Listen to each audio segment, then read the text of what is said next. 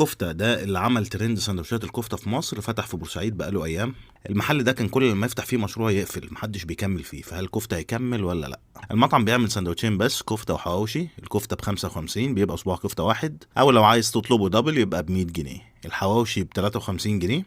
بيبيع شيبسي هو اللي بيعمله، ورايب توت وليمون وميه سلطه، بس كل الحاجات دي ما كانتش موجوده اليوم ده. طلبت واحد كفته وواحد حواوشي وطحينه سبايسي. ده شكل الساندوتش، حجمه صغير، حجم صباع الكفته برضو صغير. جاي مع الاكل الثلاث علب الصغيرين دول، واحده طحينه، واحده طماطم مخلله، والعلبه الاخيره بقدونس وبصل. طعم الساندوتش جامد جدا، الكفته طريه وباين فيها طعم الشوي، الخلطه اللي حاطينها برضو طعمها حلو، وطبعا مع الطحينه السبايسي الطعم خطير. ده حجم الحواوشي، جاي سخن جدا، العيش مقرمش من بره وطعمه حلو. اعتقد عشان تشبع محتاج لك بوكس 4 سندوتشات اقل حاجه. ملحوظه في المكان، انا استنيت 10 دقايق عشان اخد الاوردر. المكان دوشه قوي، في ستارة هوا صوتها عالي جدا، غير كمان صوت المزيكا صوتها عالي قوي.